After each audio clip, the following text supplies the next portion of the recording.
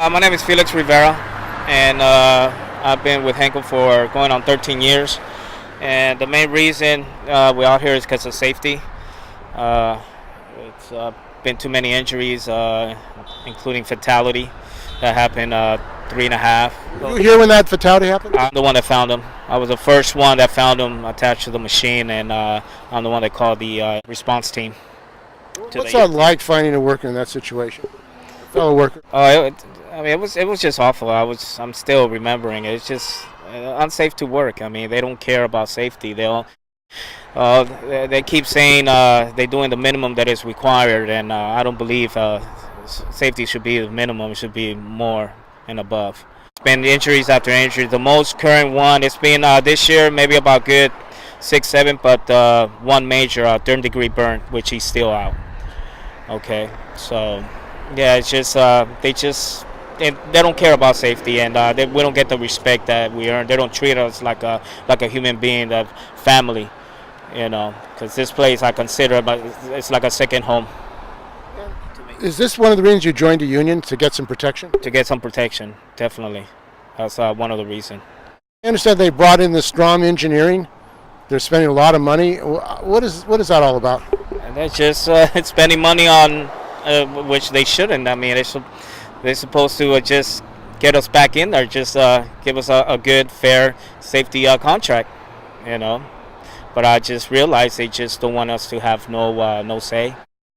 Yeah, exactly. Yeah, so this is my first being in a union and a first strike, so I'm learning as I go, and I just realized that they just don't want us to have control, have no say when it comes to safety.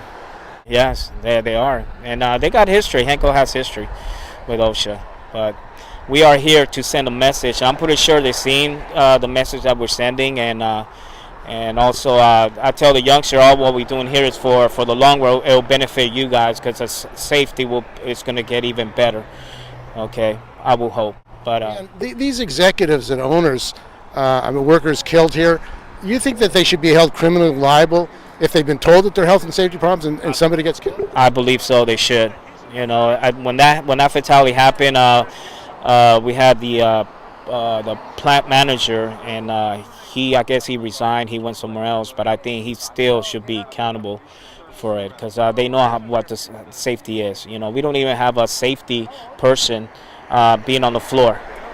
Okay, we got one, but he does security, he does other things. He wants to be a part of everything else, but safety is number one. So that's a low priority for the company. That's what they show us, and like I said, it's history. It speaks for itself. All these injuries that's been happening, and sometimes they try to hide the injuries too that are reported.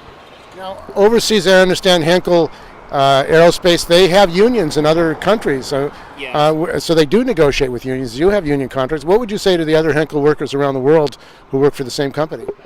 That just to be safe and stand up for yourself, what is right. Safety is number one, and if you don't feel safe, you have every right to say no. And it could be your life, exactly. It could be definitely your life, yeah. So you got to think about your family and also protect others. If you see them doing something wrong, just help them, guide them, and know that they have every right to say no if you don't feel safe. That's my only goal right now. All this other shit, it don't mean jack to me right now.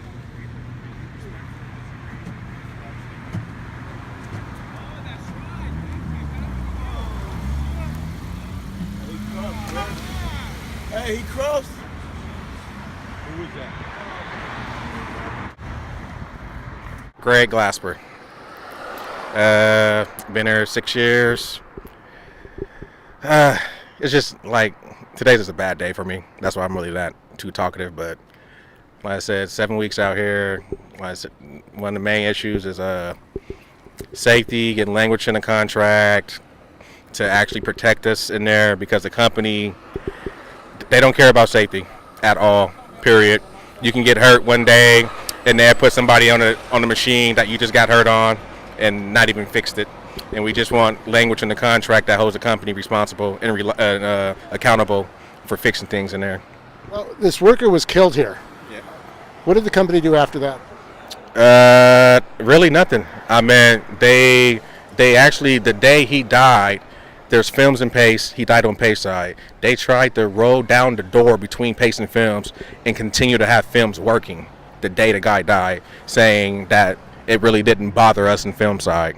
And a lot of people was like, that's bullshit. Someone just lost their life and you're still trying to make us work. So finally they came to a decision to shut the plant down for that day. And then that shows you right there that they don't care about anything but their product and their profit. Period. And this was a temporary worker? It's a temporary worker, yeah, at that time. So they don't really do they have proper training for these temporary workers? I heard it was only 5 days. No, he was here for about maybe a month and a half, but he shouldn't have been on the machine by himself at all. And he was on the machine by himself. Like I said, I don't know really what happened. I just know a lot of people were on break and lunch, and he was out there. And then Felix, the guy down there that you talked to earlier, he was the one that actually found him on the machine. And they have the Strom Engineering here, bringing in workers to break the strike. What do you think about the fact that the company would spend so much money to replace the workers here who are on strike? It doesn't surprise me. Like I said, it shows that they have the money. I'm like, we're not out here on an economical strike or anything. Like, everything economical was agreed upon during the contract. They just want to show that they have the power to keep us out here, and they don't really have to abide by any rules or any contracts. So they're willing to spend millions to bring other people in just to keep us out here for pennies, just to show our power. That's it. You think that's what Trump wants? Yeah. Actually, yeah, exactly. I'm Steve Older. I'm the business rep for this group here at Henkel Corporation for the Machinist Local 1584. And what's going on here at Henkel? There was a worker killed. People are pretty angry about the conditions, health and safety conditions. Is that why people are out here in the picket line? Well, we organized this shop about 4.5 years ago, and then got our first contract. And we organized around the fact that a temp worker was horribly killed here, got caught up in one of the machines. This was a machine that OSHA had already told them to lock out because there had been another injury 4 months earlier on a similar machine. Same sort of thing. They did try to get out of responsibility because it was a temporary worker, but were fined anyway, and we're part of the reason that there's now joint responsibility, for temp workers. Now, when we organized the place, it was a good vote, and it took them 12 months or so to get the first contract negotiated. And there's some weaknesses in the contract. There's not much accountability on the company's part. The employer has a lot of leeway as far as their business needs. So one problem is they have safety committees, but then they aren't effective. People still getting hurt. In the last 6 months, I've had 3 members burned by live steam. One 30% of his body, 3rd-degree burns. The other one, pretty bad burns on his legs. They use this steam to heat the vats, and when they disconnect them, that's when the valves stick open. They aren't being taken care of or serviced. Other things, they have an advancement and training policy that has become almost impossible because of the way they don't let the guys get the number of hours on the machines they need to advance. So you're saying these temporary workers are not properly being trained before they're put on the line? Correct. The temp worker that got killed had just returned from 2 tours in Iraq, and apparently he was not trained to do this properly, and he got caught up in the machine. His coveralls got caught, and he was pulled into the machine and killed. So where we are now is we've been trying to get a contract with some accountability in the safety language. We've got trying to get accountability in the training and advancements, and also in the grievance procedures. We've had a lot of trouble with that being effective. So we negotiated, and about 6 weeks ago, the members voted down the contract offer, and voted to go out on strike. So we've been out here. The company has not officially met with us since we went on strike. We have had 3 meetings with federal mediation that have been unsuccessful. We thought we were very, very close to an agreement at the last meeting, but then they then came out with some proposed demands for the return to work agreement, and they're making that a part of the of their demands for some issues in the contract. So that's where we're at now. And Strom Engineering, who is it, and what have they done? Strom Engineering. We discovered that they were bringing in temporary workers from out of state, scabs, basically. Is that illegal? Is that legal? There was a law on the books that made that illegal in California, but it's been rescinded. I haven't had a chance to find out exactly what happened with that.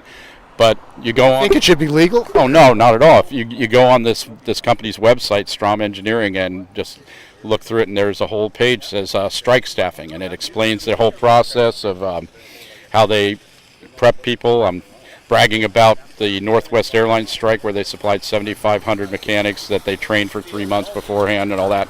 So yeah, this is a business. You know, they're up there. They're not the only ones out there.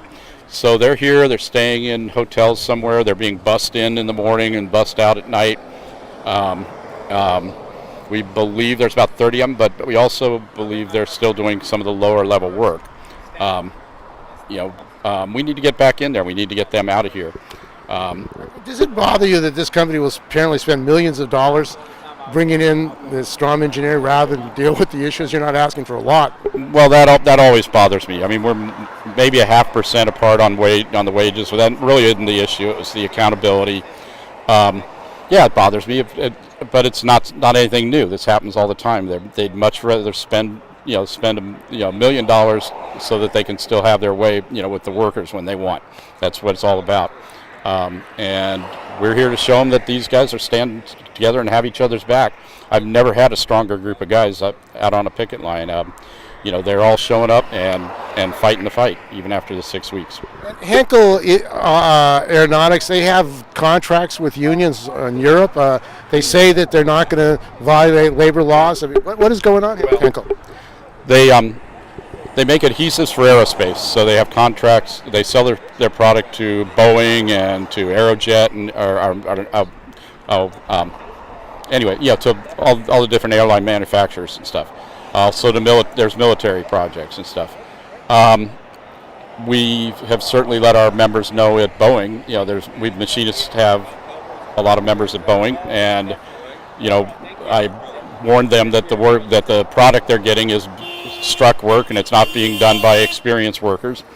Our other thing we're working on is we've contacted the unions in Germany, and they're going to the corporate headquarters and demanding that they abide by their international accords not to use strikebreakers here. So far that hasn't happened yet.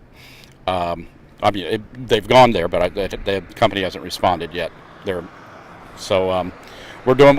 I think those are the two things that will really have an effect on a company like this.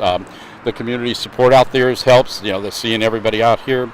There are a lot of working people, union people here in the neighborhood. Oh, we get more honks here than we have in most towns. We have it's a working class community. We have the steel mills down the street. They came out and barbecued for the guys. The teachers in Medea came out and provided lunch last week. The Democrats, Contra Costa Democratic Party supplied Thanksgiving baskets last week. We're really grateful for all the support we're getting from all the trades, the building trades, everybody. And the Trump administration has appointed this guy Scott Mugno, who was from FedEx, where they violate all kinds of labor laws. I mean, you think that the federal government is saying right on to companies like Henkel? I do feel that in the last year, companies feel empowered to take us on more than they had in the past. That's for sure. So I think there's going to be no accountability if they do that. Right. Even though they're violating the laws and worker rights. Well, they want to take us back to the 1890s and put us back in the mills. They want control. It's all about control. It really isn't about money and these kind of strikes. It's always been about control. And what can people do who want to support your struggle here? We do have a community fund set up through the Contra Costa Labor Council. You can make a phone call to them. They'll tell you how to do that. have several websites up. You know, you can look up Henkel Strike, and it'll direct you to where that community fund is. We've been using that for hardships for the members. A lot of these members don't have a lot of money. They live from check to check. The cost of living here in the Bay Area is very difficult. Yeah, well, we do what we can with, the union does have some strike pay, but it's certainly not what they were earning before. And our community fund, we've been taking them case by case, the hardship cases, basically making sure that, for instance, one member's wife had a baby this week, or he should have, I haven't heard for sure. She should have. And, we're making sure her COBRA's paid and everything like that, and whoever else, needs to. But, they did discontinue their health care November 1st.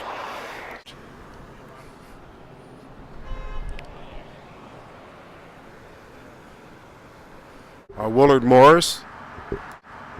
And Willard, you're out here on the picket line, Henkel Engineering. What's happening out here? What are the issues that brought you out on the picket line? Some of the issues that brought us out is just a fair and equitable contract agreement, which we're in the process of trying to get. Our grievance policy and some other mostly safety issues in the plant.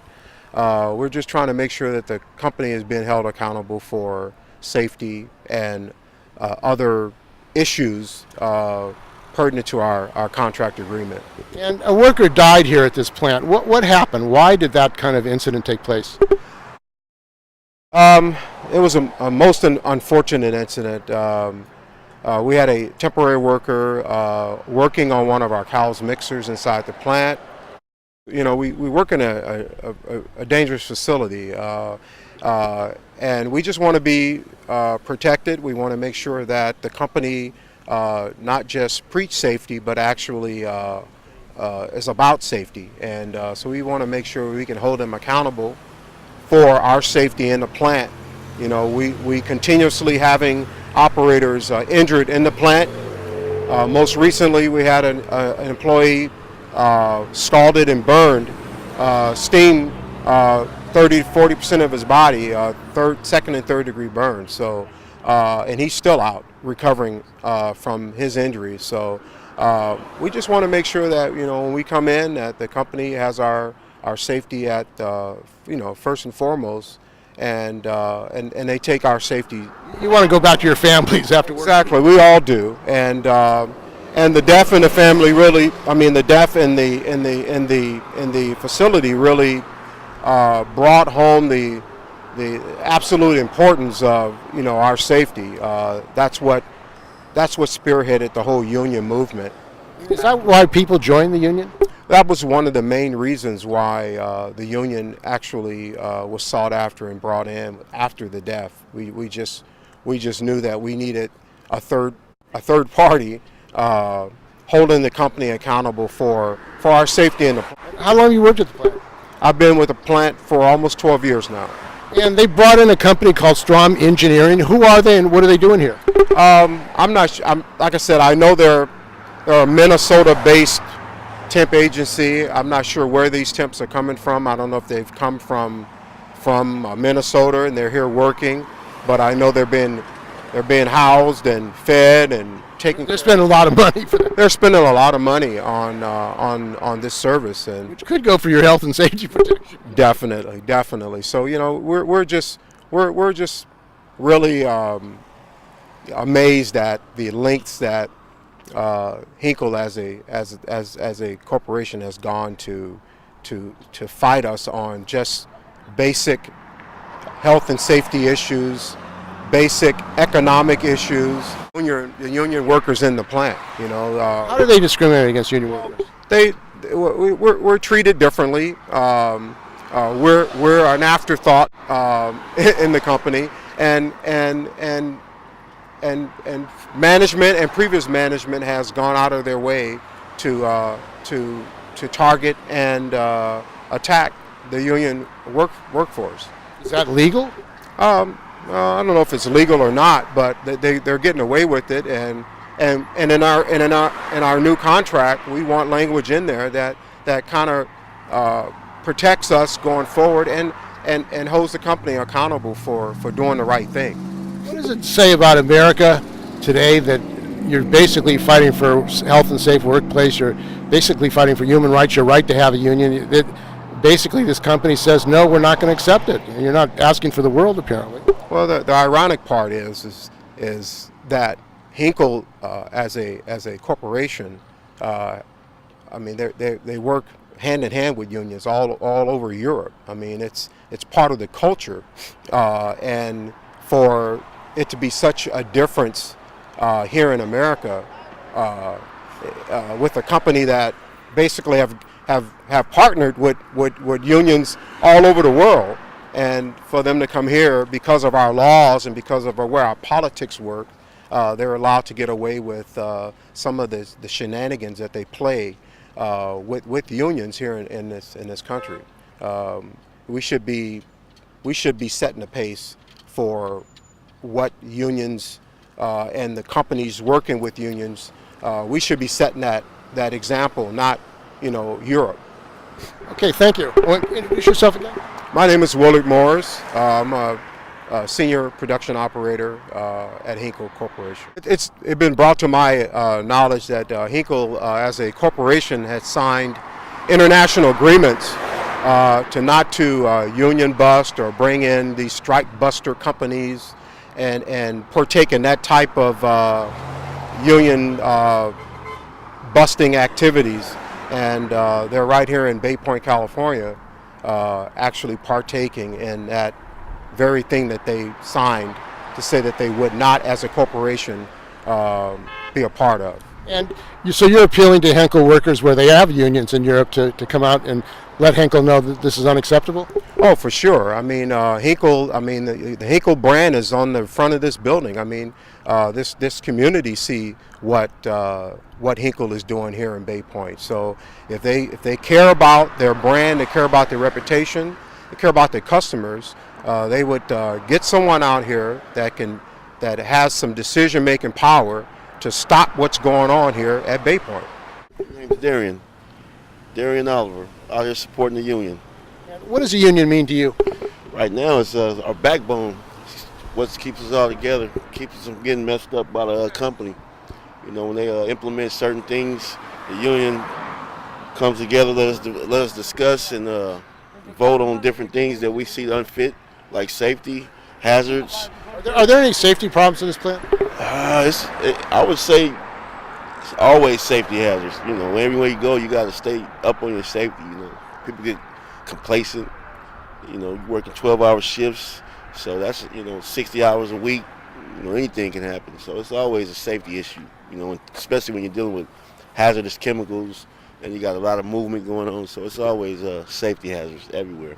Were you here when this guy was killed here? I wasn't here. I started in June, so I'm fresh. Right, just started and right to the strike. Right, so I'm brand new, man. How much do they pay workers here? I started at 1840, 1850, something like that.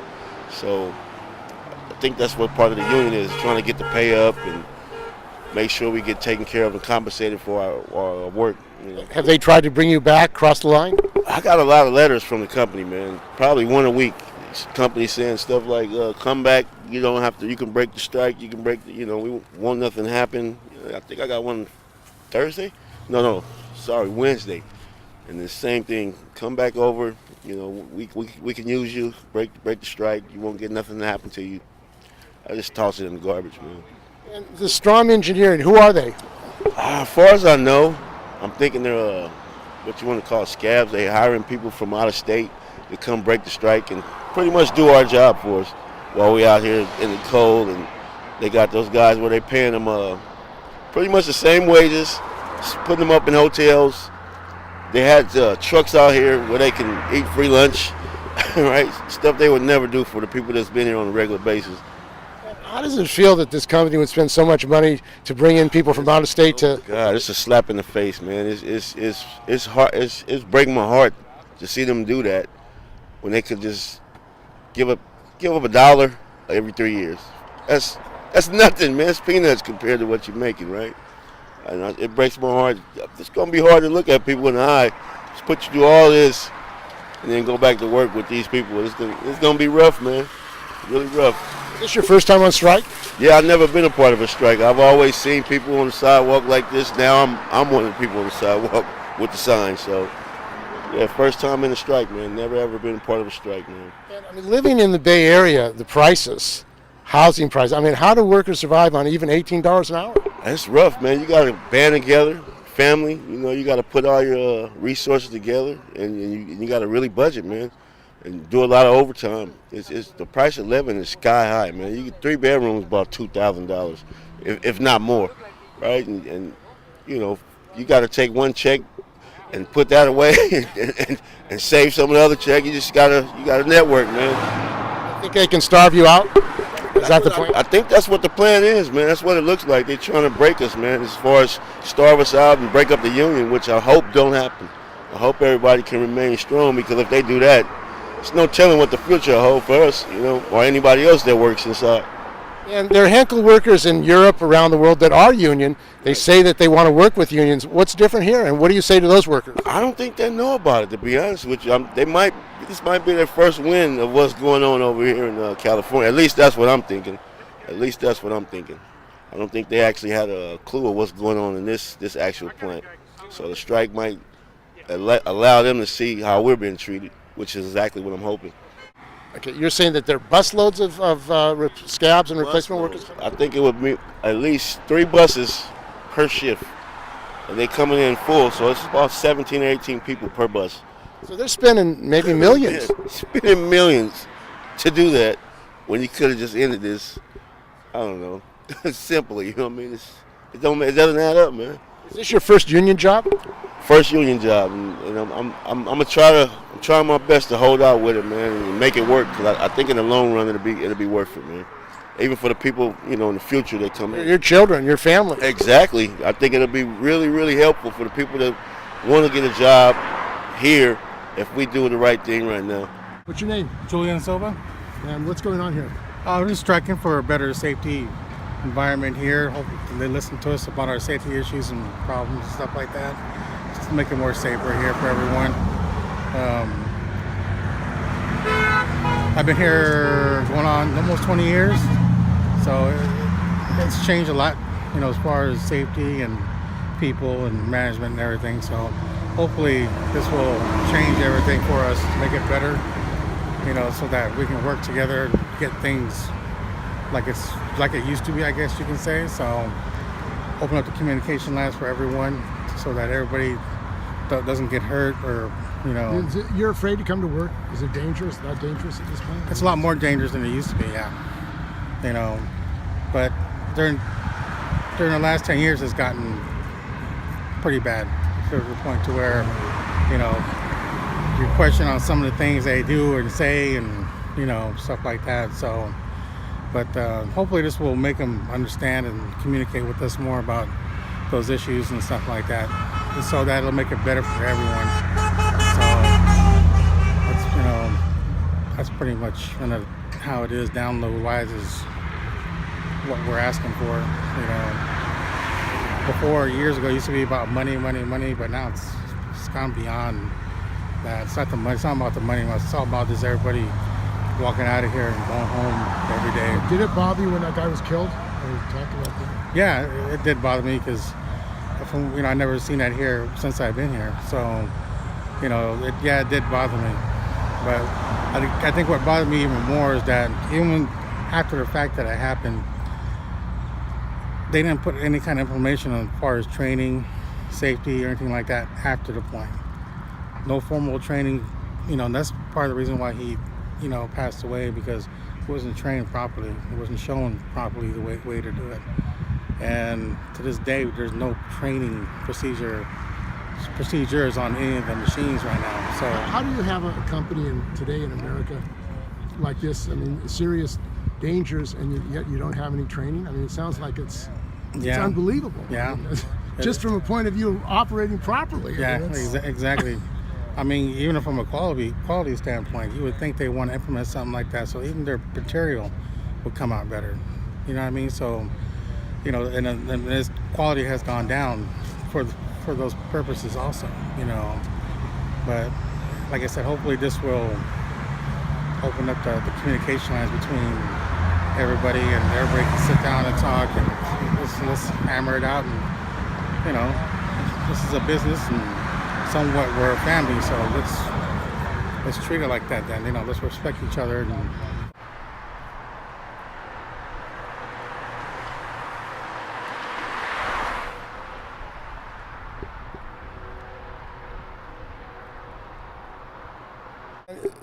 Your fellow workers here, you've been out here how long? We're going on 6 weeks. We're out here. I understand they've been sending letters to you to go back to work, cross the picket line? Yes. They've been sending letters. What I do, any letter that it says Henkel, I just don't even open. I just throw it in the garbage. I just trash it because all what they say is all BS. I don't believe them. I don't trust them. It's just 13 years here. I've seen it all. I understand there's a law that says you can't bring in strike breakers, replacements from out of state. Do you think it's right that they're allowed to do that? I don't think it's right because they're not fully trained on these machines. And right now we got supervisors, group lead working on these machines that they've been signed off, which requires training hours, okay, in order to work on these machines. So once again, the management don't care about safety, don't care about the employees at all. What is it, profit? Yeah, yes, profit or safety, exactly, yes. Profit over lives. And lives, yes. So when I say safety, I mean with everything, with lives, with the training. I mean, it's just us employees. They don't care. And this worker that was killed, does he have a family? Is he a family? He had, I believe it was a 2 or 3 year old daughter, and he was a veteran. He was in the Marines, and his name was David Eleidjian. Great guy. He told me things that when he was in the Marines that he went through a lot. And it kind of upsets me because he came over here to be a better, start all over again, and this is what had happened. And he was a temp. So 26-year-old, I believe, and fortunately he got killed because lack of training. He was by himself, and the ones that suffer is the little girl, I don't know what's going on with that situation, if the family is still fighting, what happened to him. But, yeah, it was unfortunate. It was awful, terrible. The use of temp workers, I mean, they don't give them proper protection. They're young workers. They just bring them in. You think this is a systemic problem? It's a problem all over? It's a problem all over. It's a big issue that it has to be addressed. And these company, the management has to be fined for it. They have to be held accountable.